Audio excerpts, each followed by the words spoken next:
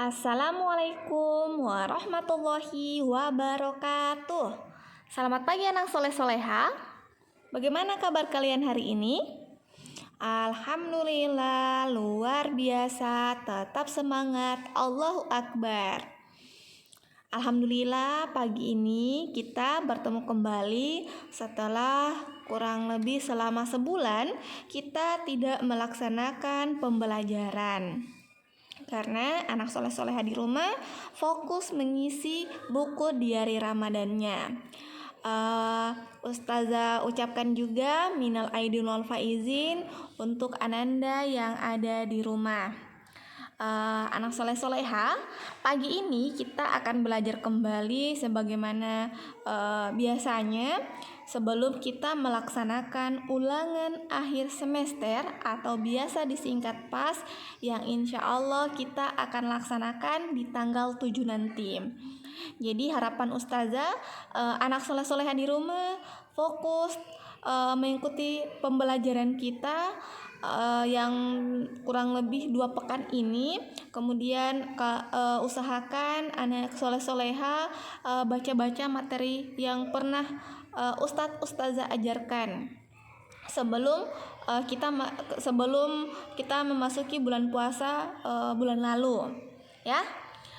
Baik anak soleh-soleha, sebelum kita mulai pembelajaran kita membaca dulu doa belajar ya. Sikap berdoa, tangan diangkat, kepala ditundukkan, doa dimulai. A'udzubillahi minasyaitonirrajim. Bismillahirrahmanirrahim. Rabbi zidni ilman warzuqni fahman. Ya Allah, limpahkanlah kepadaku ilmu dan pemahaman yang baik. Amin. Anak soleh-soleha, kita mulai ya pembelajaran kita. Sudah siap kan? Oke, kita akan belajar kembali tema 9 dengan judul Kayanya Negeriku. Subtema 2 dengan judul Pemanfaatan Kekayaan Alam di Indonesia. Nah, fokus pembelajaran kita di subtema 2 ini yaitu bahasa Indonesia. Jadi, pagi ini kita belajar bahasa Indonesia. Tujuan pembelajaran kita pagi ini itu yang pertama, melalui penjelasan guru, siswa dapat menjelaskan langkah-langkah wawancara dan penerapannya dengan tepat. Yang kedua, melalui penjelasan guru, siswa dapat memahami langkah-langkah dalam membuat laporan wawancara dengan tepat. Itu ya, tujuan pembelajaran kita pagi ini. Masih ingatkah anak soleh-soleha? Wawancara adalah kegiatan tanya jawab antara penanya dan pemberi informasi yang biasa disebut narasumber. Nah, sebelum melakukan wawancara, kita tentukan terlebih dahulu pertanyaan yang akan kita ajarkan.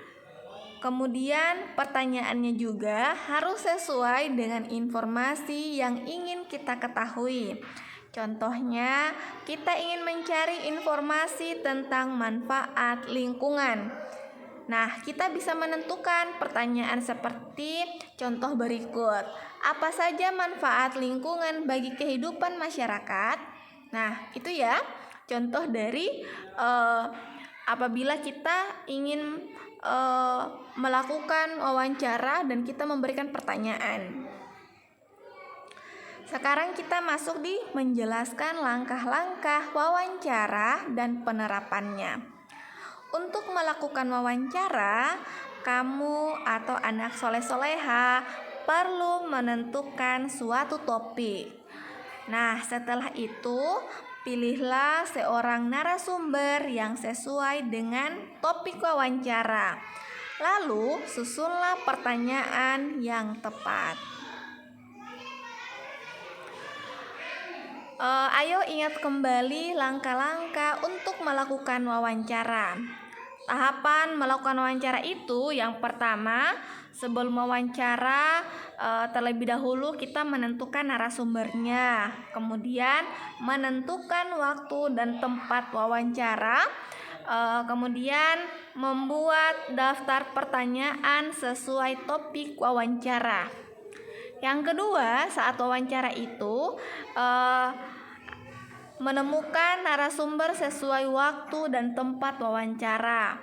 Kemudian mengajukan pertanyaan kepada narasumber, mencatat jawaban dari setiap pertanyaan yang diajukan, mengucapkan terima kasih kepada narasumber apabila kita telah melakukan wawancara.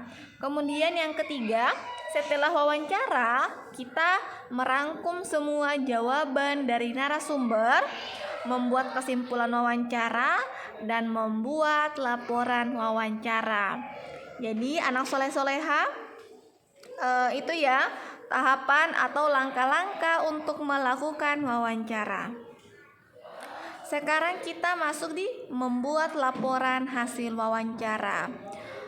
Anak soleh-soleha dapat mengetahui kegiatan pemanfaatan sumber daya alam dengan mencari informasi melalui kegiatan wawancara. Kemudian ketika melakukan wawancara, ajukan pertanyaan dengan bahasa yang santun. Pembahasan selanjutnya yaitu langkah-langkah membuat laporan wawancara. Langkah yang pertama, menuliskan topik wawancara, narasumber, pewawancara, serta waktu dan tempat wawancara. 2. Menuliskan daftar pertanyaan yang diajukan beserta jawabannya. 3. Menuliskan kesimpulan dari hasil wawancara. Contoh membuat laporan hasil wawancara.